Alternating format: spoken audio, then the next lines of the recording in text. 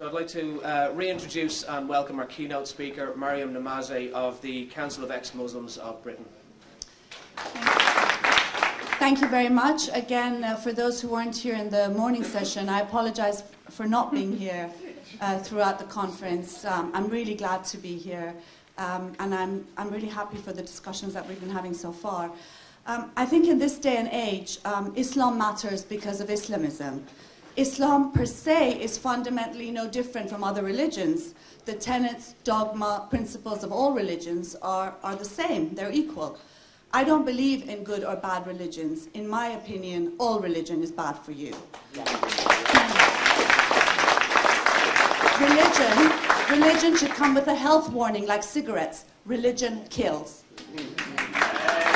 But even so, today as we speak, there is a distinction to be made between religions in general and Islam in particular, but not for any other reason than that it is the ideology behind a far-right, regressive movement that has state power in many places, with Sharia law, brutal and criminal Sharia law being implemented in many parts of the world, and now one of the most implemented legal codes worldwide. Islam matters to us today because we are living under an Islamic Inquisition, and not because it is becoming more popular, as its proponents like to argue. They call it the fastest growing religion. I'd personally like a count of how many of us are leaving it, and how many would like to leave if they were allowed to. Islam's appeal has not grown amongst the general public. In fact, it's the opposite. Its record in political power speaks volumes for itself. Stonings, honor killings, amputations, child marriages, sexual apartheid, decapitations, bombs in discotheques and buses, the slaughter of entire generations in the Middle East and North Africa. It is the difference between Christianity today and Christianity during the Inquisition. A religion that has been reined in by an enlightenment is very different from one that is spearheading an inquisition. That's why anything from downloading information on the internet on women's rights, like Parviz Khanbaksh did in Afghanistan, to the name of a teddy bear, to caricatures on Muhammad, become matters of life and death. Under an inquisition, things like Islamic feminism, liberal interpretations of Islam, these are all in quotes for me, Islamic reformism, Islamic democracy, Islamic human rights are impossible. A personal religion is impossible under an inquisition. You can't pick and choose as you like. Islamists will kill and intimidate anyone who interprets things differently, who thinks freely, and who transgresses their norms by living 21st century lives. One of the characteristics of an inquisition is a total ban on free thinking and policing of thought. Censorship is rife, and one can face the death penalty for reading a book or visiting an internet site. Giordano Bruno was burnt at the stake for heresy in 1600. People are being killed today for heresy, for blasphemy, for apostasy. Under an inquisition, torture is the norm. According to their handbook at the time, inquisitors were instructed not to find any accused innocent under any circumstances. The same applies for Islamism. You are guilty, full stop. You are guilty for laughing. You are guilty for dancing. You are guilty for not wearing the veil, for listening to music, for wearing jeans, for driving, for loving, for thinking, and for breathing. The purpose of the so-called Sharia justice system is to elicit a confession.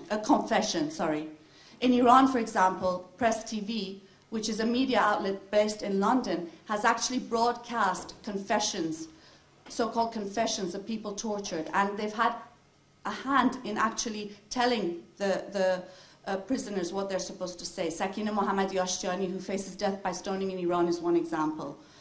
Under an inquisition, you were killed even if you confessed. A confession would just mean that you would be strangled before you were burnt at the stake, rather than being burnt alive. The same applies for Islamism. It's a killing machine. Sharia law is designed to teach the masses the damnable nature of dissent. Moreover, under an inquisition, once you're baptized, it can't be undone. The same is true with Islam. You're not allowed to leave. Of course, there are distinctions in the practice of Islamism, as in every phenomenon, but it is a question of degrees. A little less vile is still repugnant. The misogyny and inhumanity behind a law that stones people to death in Afghanistan and Somalia is the same one that denies women the right to divorce and child custody in Britain. Have our expectations been so lowered after all that we have seen and heard, that there are still those who say that a reformist, liberal, and a softer version of Islam and Islamism is possible and tolerable? These notions would have been ridiculed by the avant-gardes of the Enlightenment. It is an insult. It is an insult to humanity. Religion in general, and Islam in particular, can only be considered liberal and reformed, at face value at least, when it is pushed in a corner and out of the public space, when it is forced to run soup kitchens rather than courts and Islamic assemblies. If you look at Christianity, for example, it's not the tenets, dogma, and principles of Christianity that's changed. It hasn't become more humane since the days of the Inquisition. What's changed is its social and political influence in today's society, in people's lives, its relation to the state, to the law, to the educational system. To the degree that it has been undermined and weakened, that is the degree that people have managed to free themselves from the clutches of religion and have happier lives and a better society.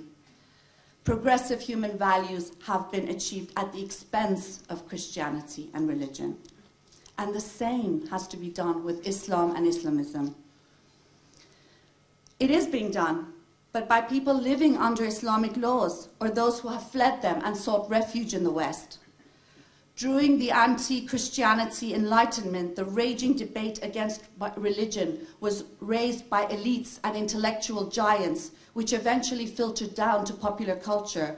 Now it's the other way around.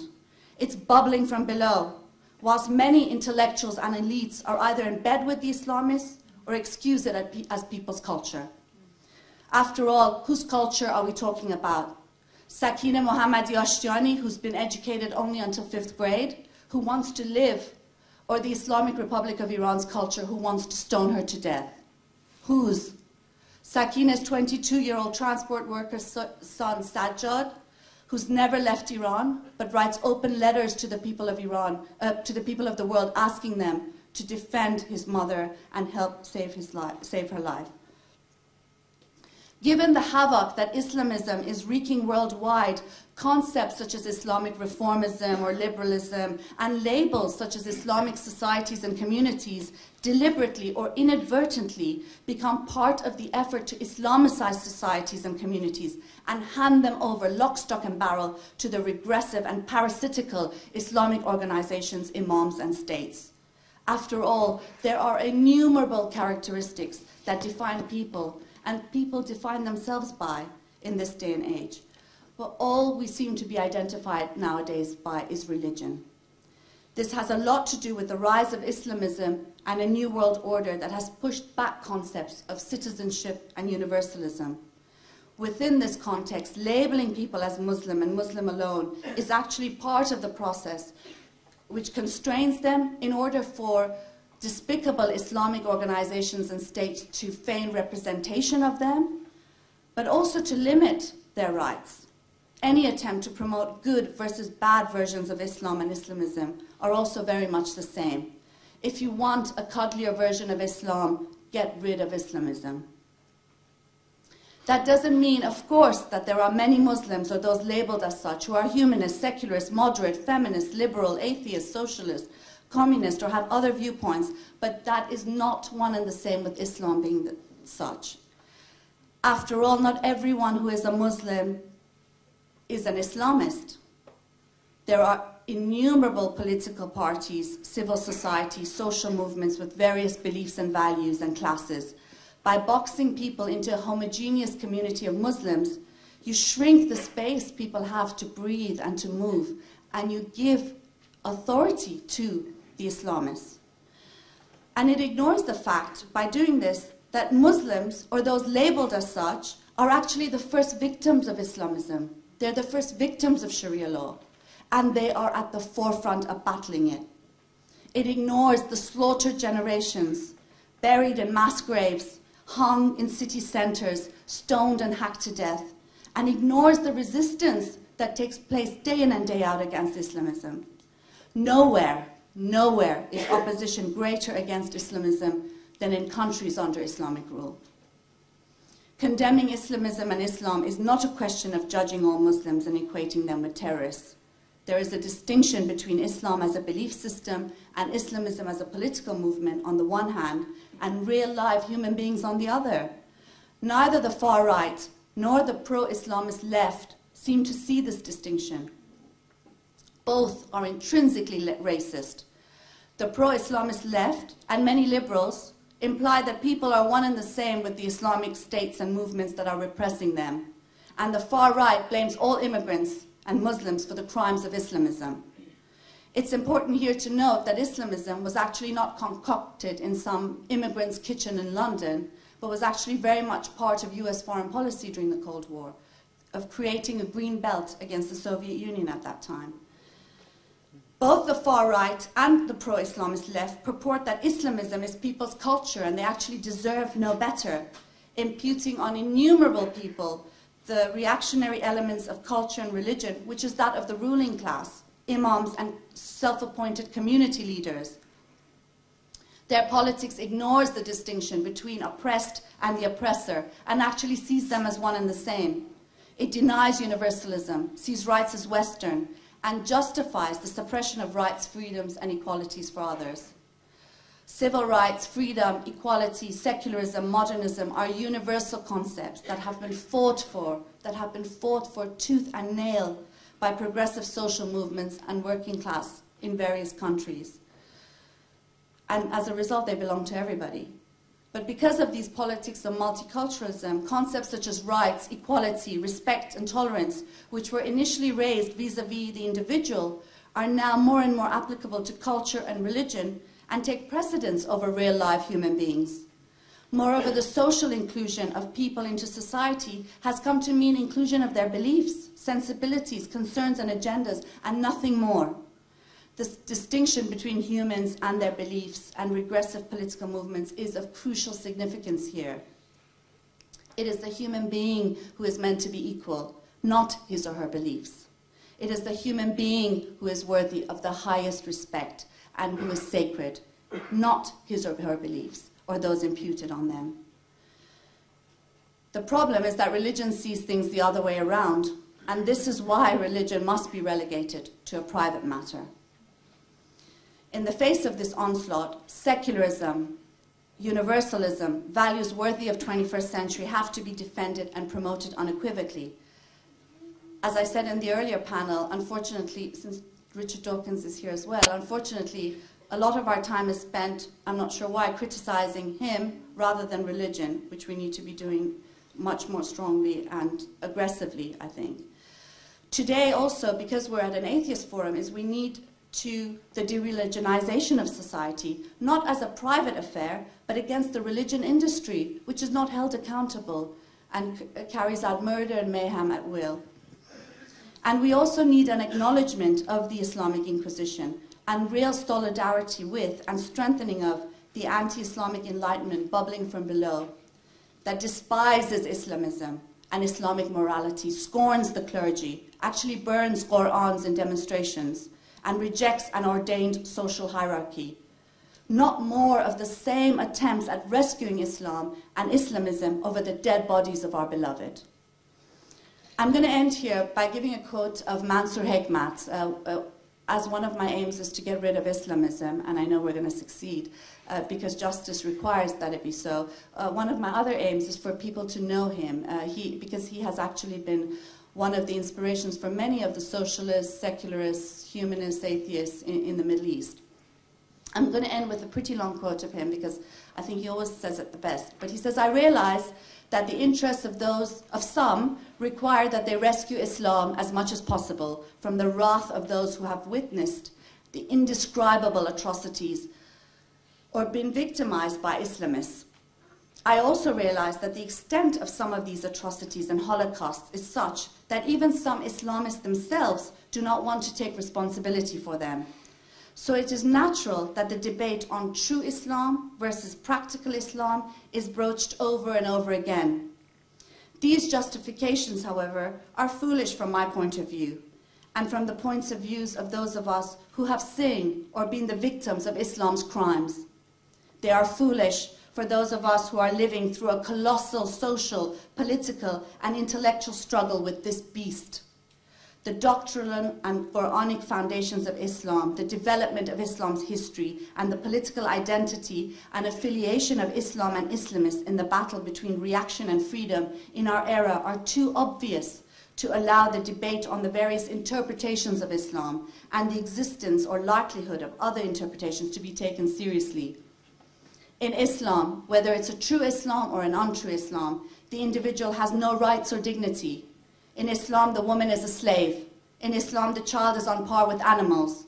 In Islam, free thinking is a sin that deserves punishment. Music is corrupt. Sex without permission and religious certification is the greatest of sins. This is the religion of death. In reality, all religions are such. But most religions have been restrained by free thinking and freedom-loving humanity over hundreds of years. This one was never restrained or controlled. With every move, it brings abominations and misery. Moreover, in my opinion, defending the existence of Islam under the guise of respect for people's culture and beliefs is hypocritical and lacks credence. There are various beliefs amongst people. The question is not about respecting people's beliefs, but about which are worthy of respect. In any case, no matter what anyone says, everyone is choosing beliefs that are to their liking. Those who reject or criticism Islam under the guise of respecting people's beliefs are only expressing their own political and moral preferences, full stop. They choose Islam as a belief worthy of respect and package their own beliefs as the people's beliefs, only in order to provide populist legitimation for their own choices. I will not respect any superstition or the suppression of rights, even if all the people in the world believe it to be so. Of course, I know it is the right of all to believe in whatever they want, but there is a fundamental difference between respecting the freedom of opinion of individuals and respecting the opinions that they hold. We are not sitting in judgment of the world. We are players and participants in it.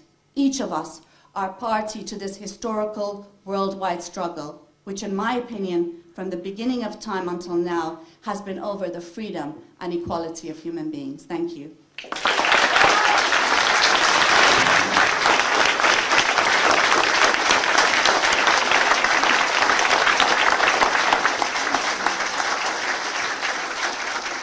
That's a bit embarrassing, thank you. Thanks so much, Maryam. We'll take some questions from the floor. If it is possible, I'd like to take questions and comments and then maybe answer after a certain time, so I'm not monopolizing the question and answer time. Just to take a few questions. Yeah, is that all right? Or yeah, comments? Sure, if you like to do that. Yes, Islamophobia is a term which has recently acquired the opprobrium, which was once reserved for racism, and it really says more about the person who uses it than about the person it's directed at. I was wondering what you think we should do to combat this term. This is just a comment for people who haven't heard it before. I wonder if your softer version of Islam could be called Mullah Light.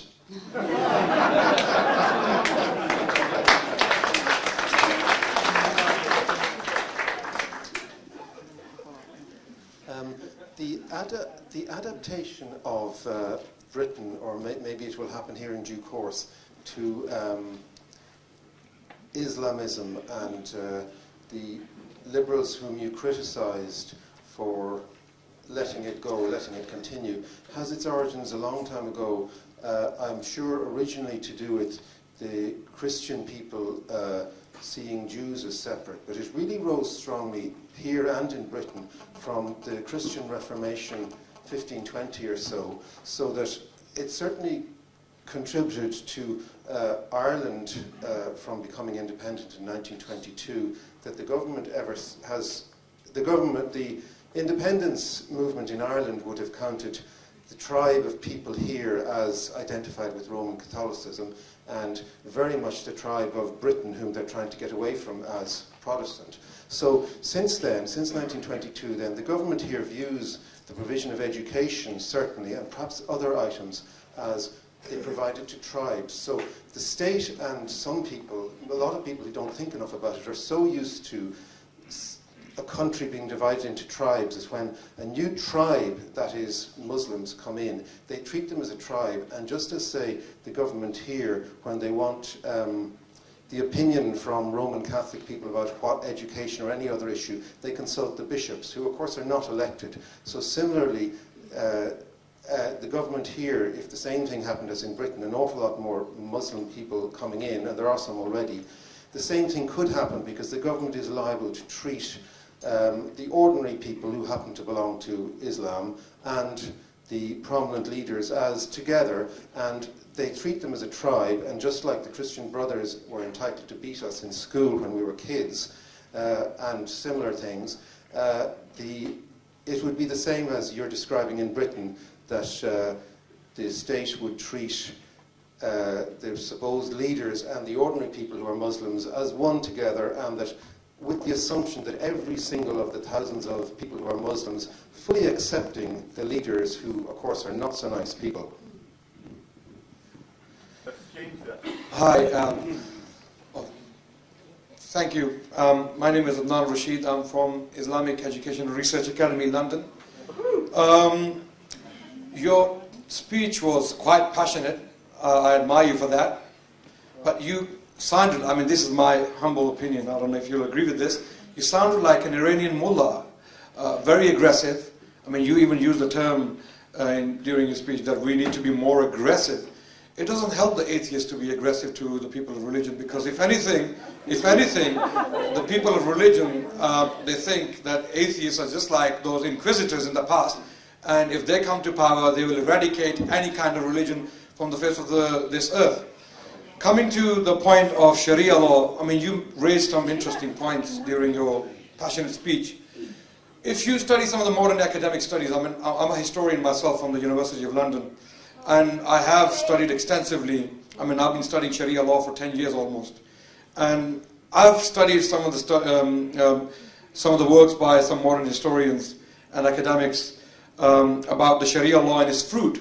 Some of them argue that Sharia law, in fact, was one of the best things which happened to mankind. Let me elaborate. I know it's funny. I know it's very funny.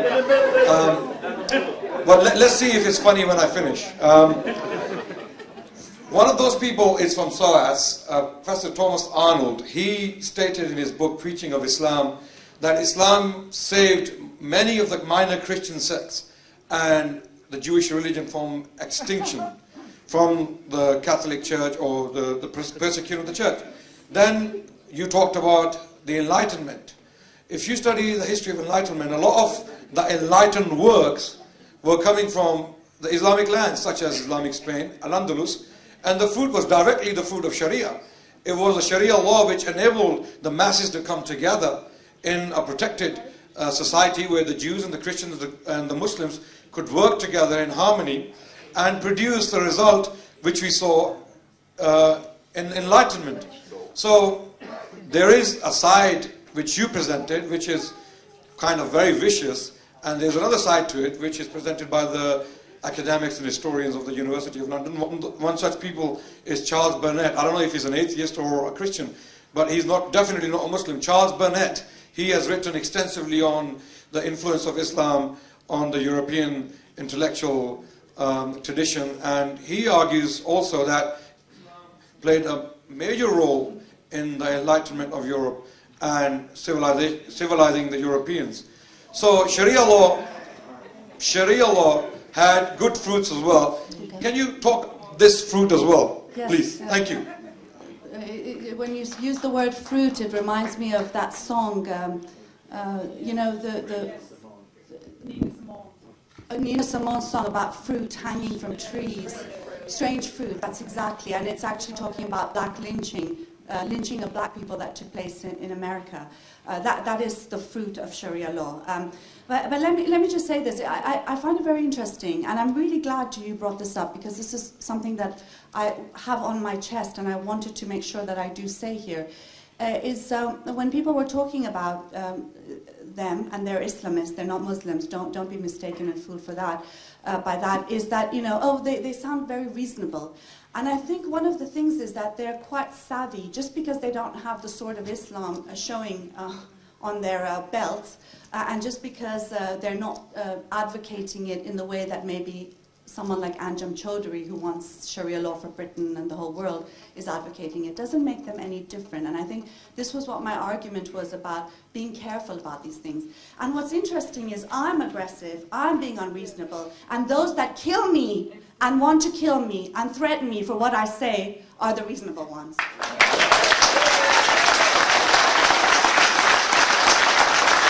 Atheism. You can leave this meeting safely and not worry about your life and look over your shoulder. A lot of people, I have not finished yet, please wait till I finish, and then you can raise another question, please.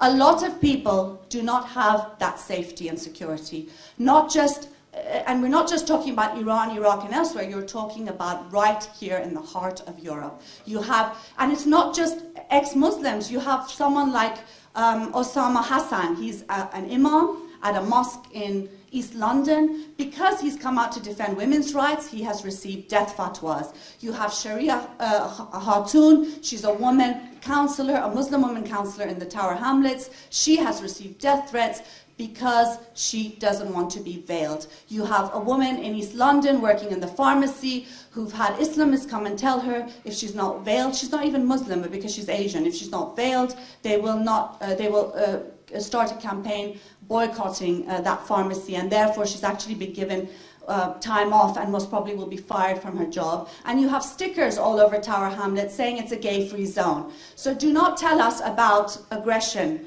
because speaking your mind, this is freedom of expression, the right to speak. The right to speak. That is the only vehicle, the right to organize, the right to mobilize, is the only vehicles we, victims and survivors and resistors of Sharia law, have against it. And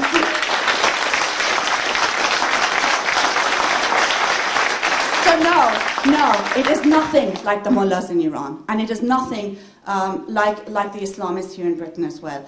Let's talk about, and it's interesting that you raised some of the academics that you talk about. Well, those are the exact academics I said. You had in the past, in the anti-Christian Enlightenment, intellectual giants coming out in defense of people against religion. Now you have academics at SOAS and here and there defending Islam, defending multiculturalism, defending misogyny, defending inhumanity in the 21st century. Now,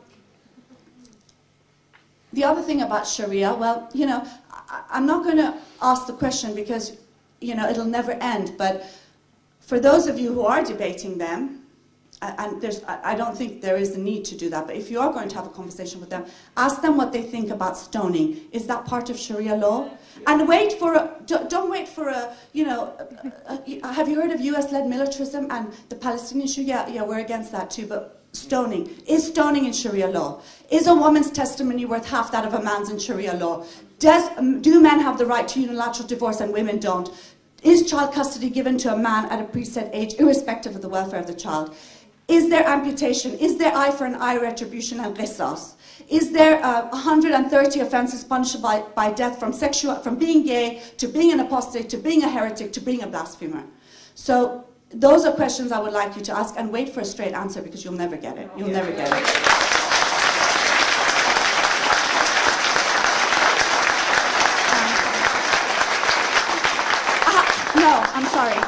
I want to address other questions too, because I don't want you to... The microphone is at the You can take other opportunities to talk, but I do want to also address other people in this audience who've asked me questions.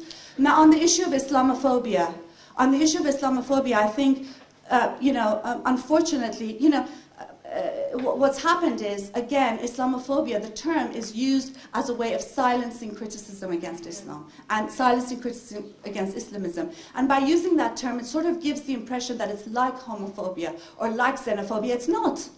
It's not, because you know, what's wrong with having a phobia against a religion? I know I have it, you know, and isn't it well deserved? You know.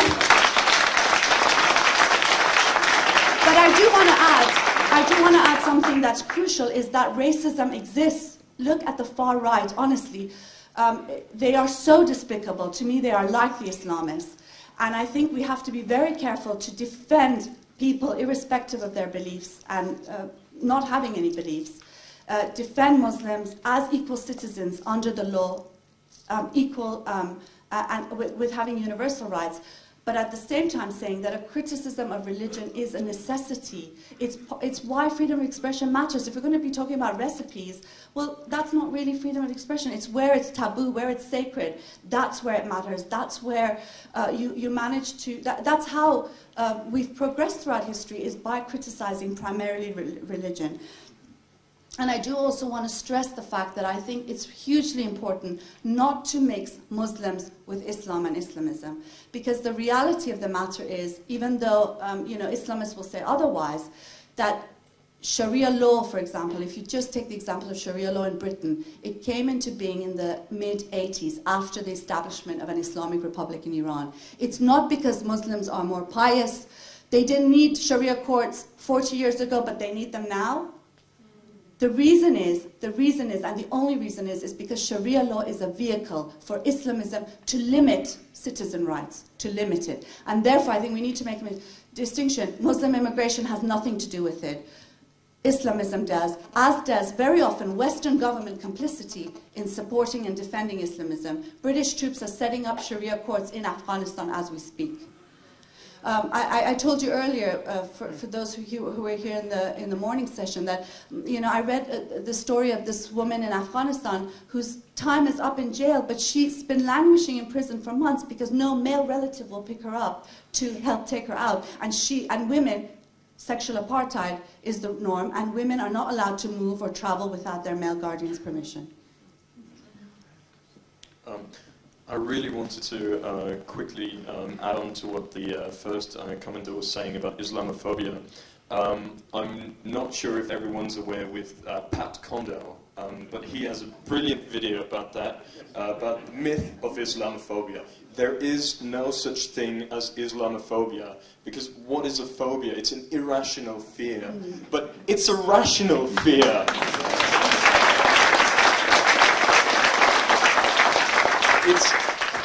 There's no such thing as a phobia of a maniac axe murderer. So how can we have a phobia of Islam, which is stoning and killing, and it doesn't exist?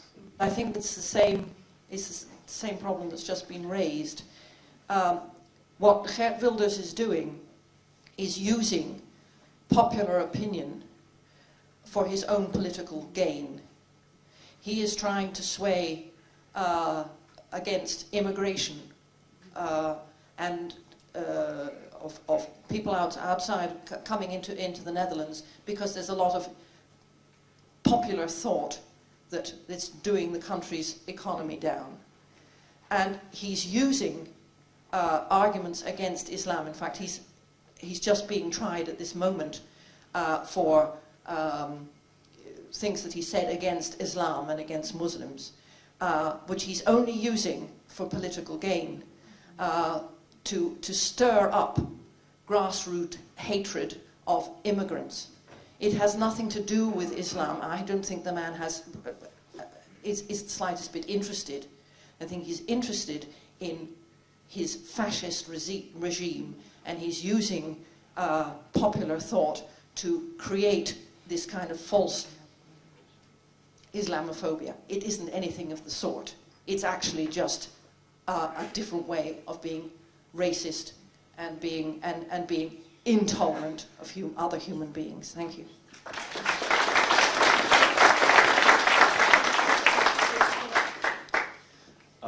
Really, just after that, my question is almost redundant, but it's a follow-on on that. We're seeing not just within Wilders, but also in other countries in Europe, the far European right adopting essentially secular and atheist positions on Islam. And as Anne-Marie said yesterday, we've got this sort of weird intermingling of racism and religion, and using that to actually push their own agendas. And what I would be interested in is how can we actually combat that? How can we go against that and actually say, look, our position is very different from what the right is doing, and we don't agree with that, and we really want to push our position of saying, get rid of the religion. This has nothing to do with race. This has nothing to do with individuals.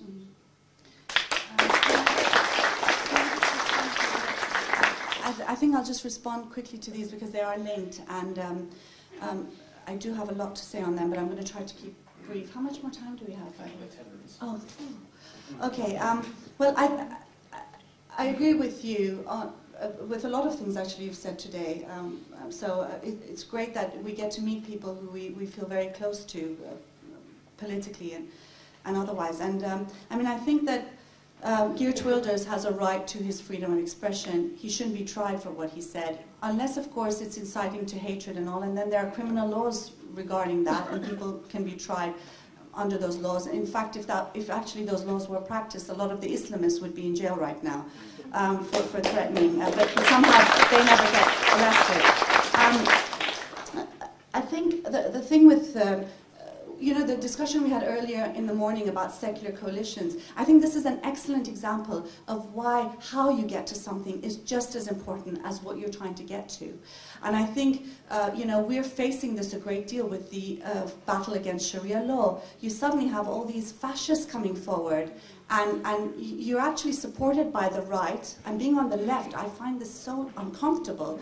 And then you have the left that are actually joining marches of al-Mahajirun and the Islamic fascists, even though they're supposed to be anti-fascist. It's a real mess here. And I mean, my argument is that it's quite easy. I can be opposed to the Islamic Republic of Iran and not feed into US-led militarism. I can be against both. And I think the problem is that because good people are staying silent, the far right is the only one that seems to be vocal on this issue. But also there's a huge wave of censorship against people like me. The amount of times I've been interviewed and it hasn't been broadcast, the amount of places I've gone to that venues have been cancelled, that newspapers have refused to put the advertisement of my speaking engagement there, whereas very easily in those very universities and those very newspapers, Islamists are often advertised. So in that sense, it's not that it doesn't exist. I think we represent a majority, but it's impossible to get to that state, and I think that's why what we're doing is mobilizing and organizing people at a grassroots level so that the explosion will be heard at the state level and in the media level. But I do want to say that, I mean, Geert Wilders exactly is an example of how this battle can't take place. Because what would you do if people like me weren't in Europe? I mean, if you look at the battle against Sharia law and Islamism, against honor killings, against child veilings, against faith schools, many of those battles are actually being led by, not just in Britain, but in Sweden, in Norway, in the Netherlands, by people who have fled Islamic law. And in a sense, it's sort of, the argument that just because someone comes from Iran doesn't necessarily make them like Ahmadinejad. You and I can have a lot more in common than myself and an Iranian. Do you know what I mean? So in a sense, when you group people according to nationality and ethnicity and religion, this is what happens. And the fact that we're labeled Muslim no matter what, just an interesting story. I was invited to speak at a secular society meeting in one of the cities in England. And I was invited because I was Secularist of the Year winner in 2005. And at the minute I got there, they were distributing wine, and they said, "Oh, do you mind if we drink wine here?" And I thought, this is an uphill battle, honestly, an uphill battle. But I think, in a sense, in the battle against religion, against Islamism, in a way, I think if we focus on being anti-religion, which is crucial, that's what happened in the Enlightenment as well, it will help separate us from the far right, because they're not anti-religion. They love Christian fundamentalism. They love bishops in the House of Lords, and they just don't like that foreign religion. And I think that's one way of making a distinction. The other is secularism. They hate secularism. And I think if we push and focus on these issues, this will distinguish us. But we need to be seen, because a vast majority of people need to see us to be able to join us. And I think that's where it's going to take a lot more recognition by the atheist, humanist, secularist movement of the Islamic Inquisition, and recognition of those fighting on the front lines. And that's something I'd like to talk to you about when I get a chance. I don't want to take the question time up, but about, you know, my frustrations at the lack of support, financial, moral, and otherwise, that we are getting from a movement that we feel which we are part of. But also, I think what happens is when good people, decent people, the left, progressives are silent on the issue, you have people like Ayaan Hirsi Ali and Wafa Sultan being pulled towards the right. Do you know what I mean? They have to go to a US think tank. Sorry, that sends shivers down my spine. Or, Wafa Sultan, she defends US-led militarism and actually promotes Christianity. So that's why the former Muslims of America haven't joined our coalition of ex-Muslims here, because we are firmly an atheist organization and movement. But so I'm saying that we lose a lot, and we lose a lot of good people and people who need support but aren't getting it. And I think that's where recognition and support and solidarity. And I think what stops solidarity is the fact that it's their issue, not ours. And I think going back to the concept of universalism, you know, human beings first and at the center of everything, will help us move ahead and push back Islamism to the hole that it deserves to go into.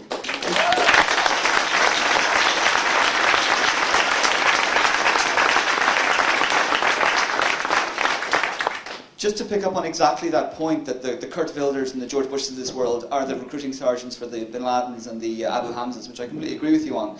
My question is, how do we as secularists try to engage with what I would call the moderate Muslim majority? I mean, I think a lot of people in this room probably are inspired by the Arab uprising that's happening right now. My feeling is if our first point to them is, hey, by the way, you do realise the Quran's nonsense, there's no God, they're probably going to switch off. Whereas if we open with, hey, listen, what you're doing is brilliant, we support human rights, what can we do to help? And then later on we can have the conversation about God. I feel that's the more realistic way. Maybe I'm being naive in thinking we don't have to have the God conversation immediately. But what is the best way? Because we're interested in engaging with reasonable Muslims about, you know, freedom and human rights. What's the best way to start that conversation?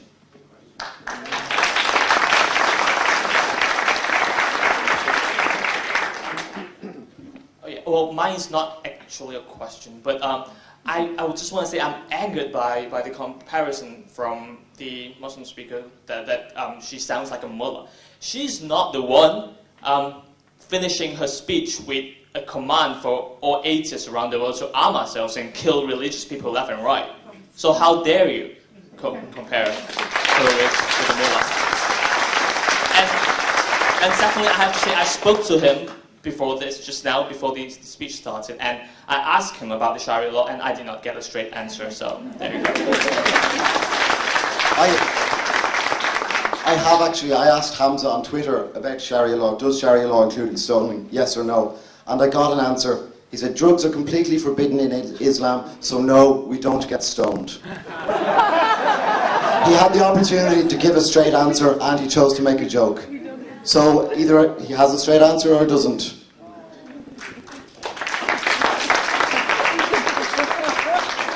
We have time for just one last comment or question. Hello? I think that when we're talking about sort of Muslim people being compared to, you know, people in the Middle East as a whole, I think you're right, we're absolutely making really the wrong comparisons, and that does lead to sort of racism. So why don't, instead of that, when we're talking about abuses of people, you know, by Islamists or by sort of like, you know, radical sort of Islamic fundamentalists or whatnot, why don't we just compare them to what we have here? We're saying we compare that not to other things going on in the Middle East, but talk about the people who are stuck in Catholic institutions right now. Talk about the abuses that have been going on in Ireland. Compare it to the extremists we have here, and make that be the people we compare these people to, not all of the immigrants coming in or whatnot. I just think that'd be...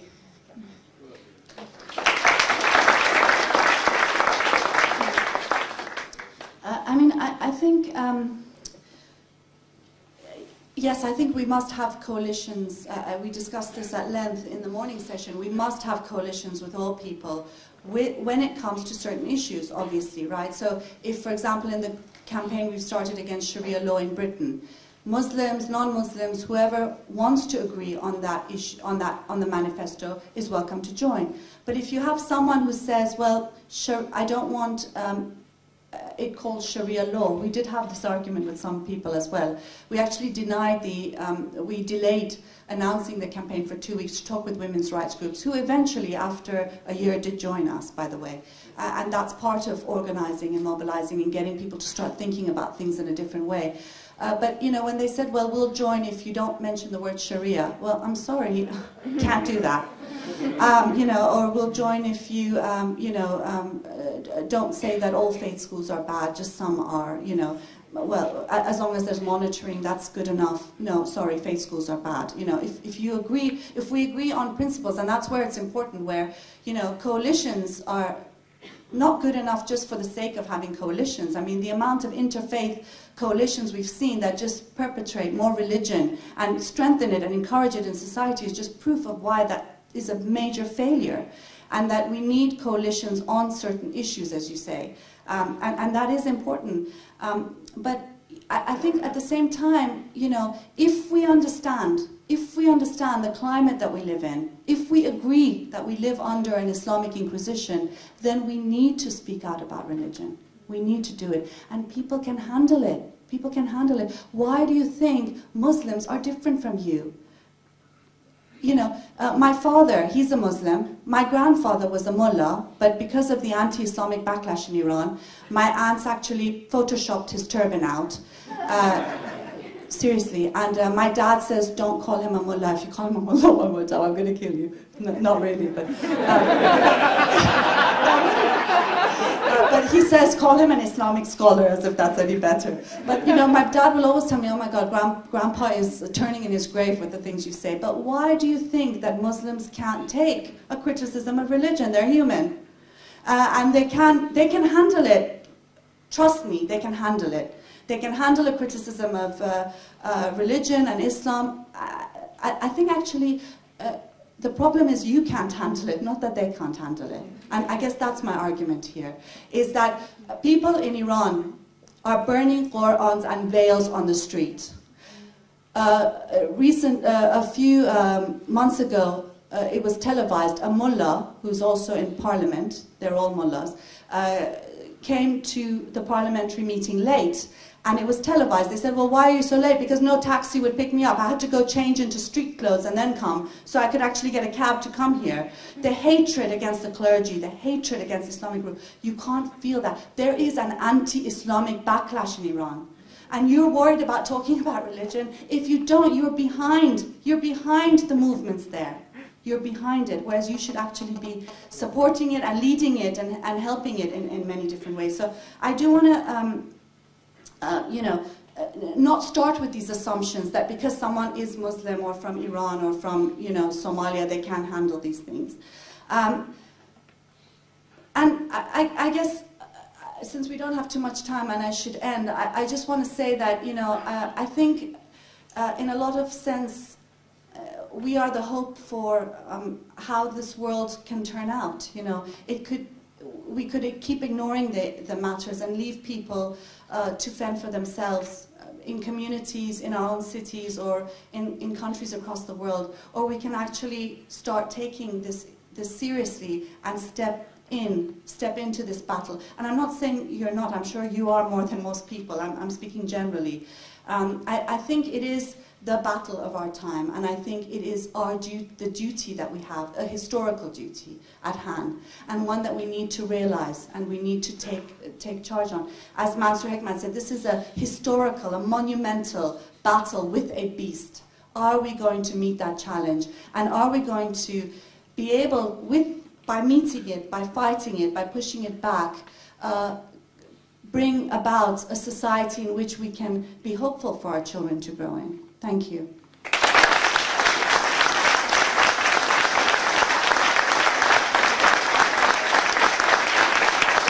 Maryam Namazie, thank you very much.